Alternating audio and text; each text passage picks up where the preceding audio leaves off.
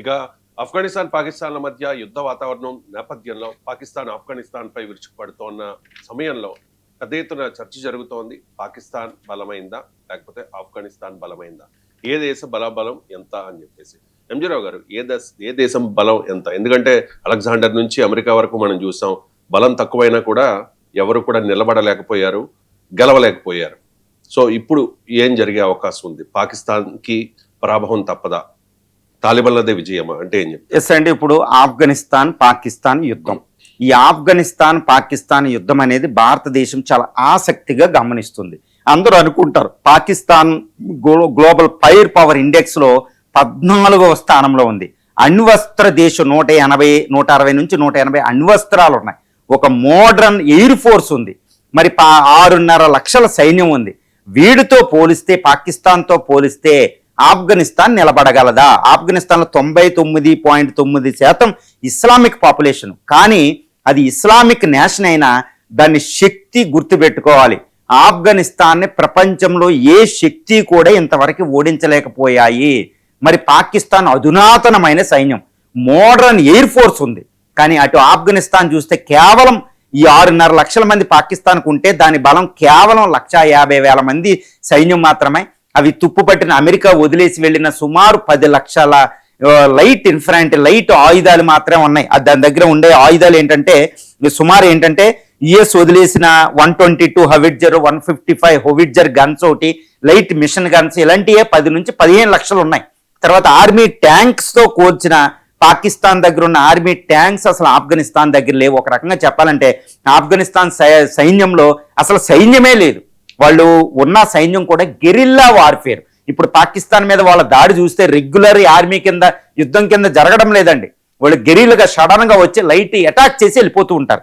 ఇప్పటికీ కూడా తాలిబాన్ సైన్యము పూర్తి సైన్యాన్ని ఎస్టాబ్లిష్ చేయలేకపోయింది. ఎందుకంటే ఆర్థిక సమస్యలు ఇప్పుడే అమెరికా 20 సంవత్సరాల భయంకరమైన దాడి నుంచి తట్టుకుని ఒక దేశంగా ఏర్పాటు చేసుకున్నారు వాళ్ళ తాలిబాన్ ప్రభుత్వాన్ని 2021 నుండి. వాళ్ళు ఆర్థికంగా కూడా ఏమీ లేవు. మరి ఇంతటి బలహీనమైన దేశం ఆఫ్ఘనిస్తాను బలాల పరంగా పాకిస్తాన్తో అస్సలు సరిపోల్చలేమన్నమాట. మరి విజయం ఎవరిది అంటే నేను ఖరాఖండిగా చెప్తానండి, ఈ విజయం ఆఫ్ఘనిస్తాన్దే. ఎందుకు అంటే ఏ బలంగా చూసిన ఎప్పుడు కూడా ఒక యుద్ధం అనేది ఎప్పుడు కూడా అంటే మహాభారతంలో శ్రీకృష్ణుడు చెప్తాడనమాట, ధర్మరాజు దగ్గర 7 అక్షాహోణుల సైన్యమే ఉంటది, ఇటు ధృతరాష్ట్ర దగ్గర 11 అక్షాహోణుల సైన్యం ఉంటది. మరి ఎలా గెలవగలుగుతారు పాండవులని ఒక వేదంతో ఉన్నప్పుడు శ్రీకృష్ణుడు ఒక మాట చెప్తాడనమాట, గెలిచేది ఎప్పుడూ కూడా బలం కాదు, స్పిరిట్, వ్యూహం అనేది చెప్తాడనమాట. ఆ వ్యూహాన్ని రచించుకుంటారు. ఈవెన్ అలెగ్జాండర్ కూడా పర్షియన్ ఎంపైర్ ఓడించింది తక్కువ సైన్యంతో, వ్యూహంతో ముఖ్యం. ఆ యుద్ధ వీరులతో నైపుణ్యం ఇంపార్టెంట్. ఇప్పుడు ఆఫ్ఘనిస్తాన్ యుద్ధ వీరులతో పోలిస్తే పాకిస్తాన్ ఎట్టి పరిస్థితుల్లో పనిచేయదండి. ఎందుకంటే గుర్తుపెట్టుకోవాలి, 1979 నుంచి 89 వరకు ద గ్రేట్ రష్యా యుఎస్ఎస్ఆర్ని వాళ్ళు ఓడించారు. 10 సంవత్సరాల అనుభవం ఉంది వాళ్ళ దగ్గర. తర్వాత 2001 నుండి 2021 వరకు 20 సంవత్సరాల పాటు America marines, American great supreme military పవర్ని ముప్పు తిప్పల పెట్టారు వాళ్ళు. 20 సంవత్సరాల అనుభవం ఉంది. మరి పాకిస్తాన్ సైనికు దగ్గర అనుభవం ఏది? గుర్తుపెట్టుకోవాలి, అది that is the power of the Afghan Pashtun సైన్యం అండి. వాళ్ళు యోధాని యోధులు.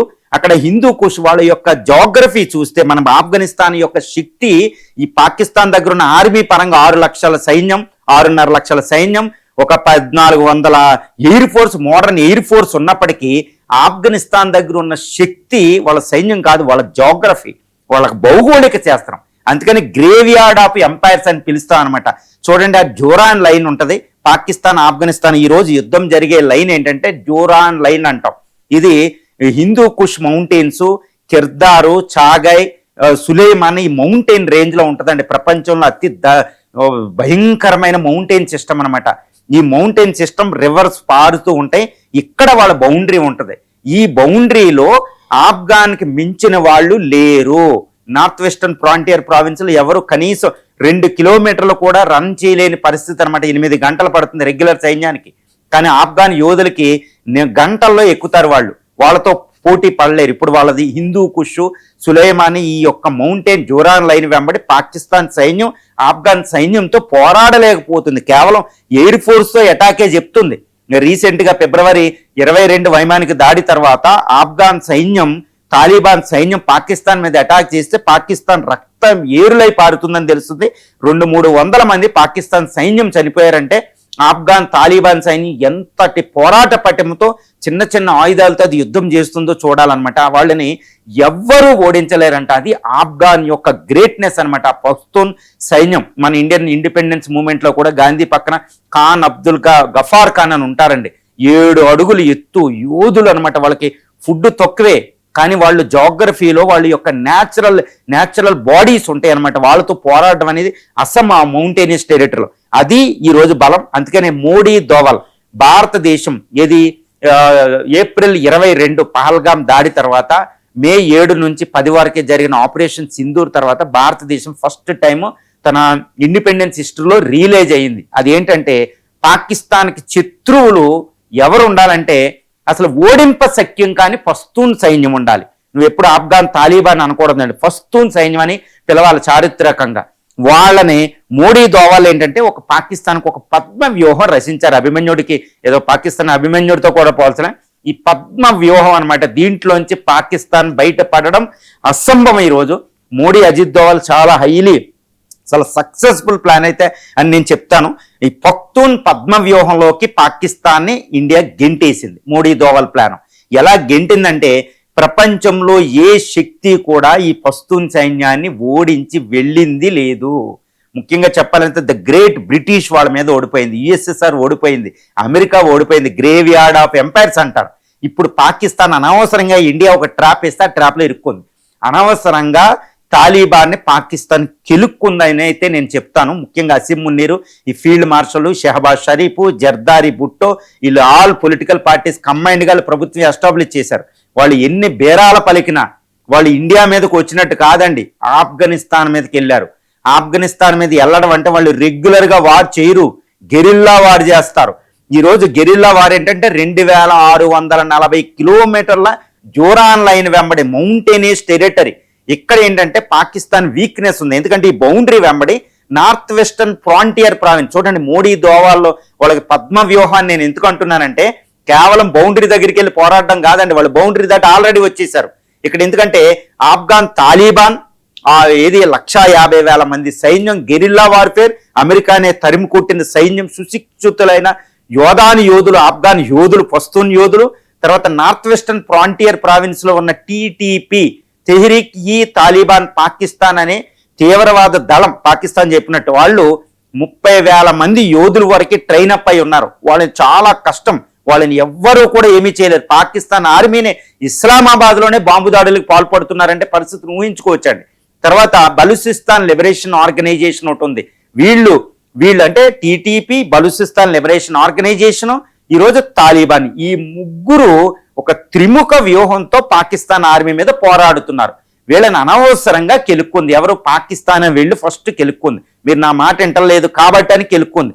ఒకప్పుడు మీరు నేను క్రియేట్ చేసిన వాళ్ళే నాకు అడ్డం తిరుగుతారా అని అసీం మున్నీర్ అనుకుంటున్నాడు. కానీ వాళ్ళకు ఒక ఇండిపెండెన్స్ రాజ్యం ఉంది. ఇప్పుడు వాళ్ళు మన మాట వినరో, వాళ్ళని ఒక దేశం కింద ట్రీట్ చేయాలని ఇది చేయలేదు. కానీ ఇండియా చాలా జాగ్రత్తగా ముత్తాకి ఇండియా వచ్చినప్పుడు అమెరికాను వారం రోజుల పాటు ఢిల్లీలో ఒక దేశ విదేశాంగ మంత్రికి ఎంత అయితే హోదా ఇస్తారో, అంటే అమెరికన్ విదేశాంగ శాఖ మంత్రి ఇండియా వచ్చినప్పుడు ఎస్ జయశంకర్ గారి ఎన్ని అయితే రాజమర్యాదలు చేస్తారో అన్ని రాజమర్యాదలతో మనం ఆహ్వానించి ఢిల్లీలో వాళ్ళని అద్భుతమైన ఇచ్చాం, ఒక దేశం కింద ట్రీట్ చేసాం. మన బడ్జెట్లో వాళ్ళకి నిధులు ఇచ్చాం, మానవతా సహాయం చేస్తున్నాం, ఒక దేశం కింద ట్రీట్ చేస్తున్నాం. కానీ పాకిస్తాన్ ఏం చేసిందంటే తప్పు ఏం చేసిందంటే మేమే క్రియేట్ చేసాం కదా, అమెరికా నుంచి స్వతంత్రం వచ్చింది, మేము చెప్పినట్టు వినవని వాళ్ళని రెక్లెస్గా ట్రై చేసింది. ఐఎస్ఐ బాస్ ఏం చెప్తే అది తాలిబాన్ ప్రభుత్వం వినాలంట, అది అసీం మున్నీర్ కూడా కాదు. ఈ విధంగా ఈ ట్రీట్మెంట్ని వాళ్ళు భరించలేకపోయారు. కాబట్టి ఇండియా మాట వింటున్నారు. ఈ విధంగా ఇండియా ఒక పద్మ వ్యూహాన్ని ట్రై చేసింది. ఇప్పుడు TPP, Balochistan liberation army, Taliban సైన్యం ఈ మూడిట్లతో పోరాడాలి. కేవలం జోరాన్ లైన్ దగ్గర కాదండి, వాళ్ళు ఈ అదృశ్య శక్తులు north western frontier province, Balochistan అంటే పాకిస్తాన్లో 58% భూభాగంలో వాళ్ళ ఆధీనంలో ఉన్నాయి ఇప్పుడు. కాబట్టి ఈ కేవలం పంజాబు, సింధు, ఈ ఇస్లామాబాద్ ఈ ప్రాంతాల నుంచి పాకిస్తాన్ పోరాడాలి. ఈవెన్ పాకిస్తాన్ ఆర్మీలో కూడా పస్తూన్ సైన్యం ఉంది. 6.5 లక్షల సైన్యంలో 1.5 లక్షల సైన్యం ఆ జాతులకు చెందిన వాళ్లే ఉంటారు. వాళ్ళు అంటే ఏ విధంగా వాళ్ళు పాకిస్తాన్ ఈరోజు సైన్యం ఇరుక్కుపోయిందో చూడండి. అది ఒక పద్మ వ్యూహం, ద గ్రేటెస్ట్ ఇండియా స్ట్రాటజీ ఈ రోజుకి వేసిందండి. ఇండిపెండెన్స్ వచ్చిన తర్వాత వాడు ఏదో మనల్ని అటాక్ చేస్తే 1947 వాడు మనం అటాక్ చేస్తే మనం అటాక్ చేసాం. 1965 వాడు వచ్చి ఫస్ట్ అటాక్ చేస్తే లాహోర్ నుంచి మనం అటాక్ చేసాం. 1971 ఈవెన్ ద గ్రేట్ ఇందిరా కూడా వాళ్ళు వచ్చి అటాక్ చేసిన తర్వాత మనం అటాక్ చేసాం. ఈవెన్ వాజ్పేయి గారు కూడా అదే చేశారు. ఈవెన్ ఆపరేషన్ సింధూర్లో కూడా మోడీ అది చేశాడు. తర్వాత అర్థమైంది అజిత్ దోవాలో వీళ్ళందరూ ఏంటంటే ఇప్పుడు మనం అటాక్ చేయవలసిన అవసరం లేదు, వాడిని మనల్ని అటాక్ చేయడు కూడా. ఎందుకంటే పాకిస్తాన్ ఆర్మీ అంతా అక్కడ చిక్కుబడిపోయింది. ఇక పాకిస్తాన్ ఆర్మీలో పస్తూన్ అంటే అసలు వరల్డ్లో ఈ పస్తూన్ మించిన యోధులు లేనే లేరు అనమాట. నిజంగా చెప్తున్నానండి, ప్రపంచంలో ఆఫ్ఘనిస్తాన్ ఓడించిన దేశం లేదు, సూపర్ పవర్స్ కూడా. ఇప్పుడు వాళ్ళతో పాకిస్తాన్ ట్రాప్ చేసింది. అందుకనే నేను ఏమంటానంటే ఇది మోడీ దోవల్ పఖ్తూన్ అనే పద్మ వ్యూహాన్ని పాకిస్తాన్ మీద విసిరారు. పాకిస్తాన్ షహబాజ్ షరీఫ్, అసీం మునీర్ దాంట్లో ఇరుక్కున్నారు. ఈ వలలోంచి బయటపడడం ఇంకా వాళ్ళ వల్ల కాదు. పాకిస్తాన్ అనేది సర్వనాశనం ముక్కలు అవ్వడానికి పస్తూన్ తాలిబాన్తో గొడవే అనేది ప్రధాన కారణంగా చెప్పుకోవచ్చు.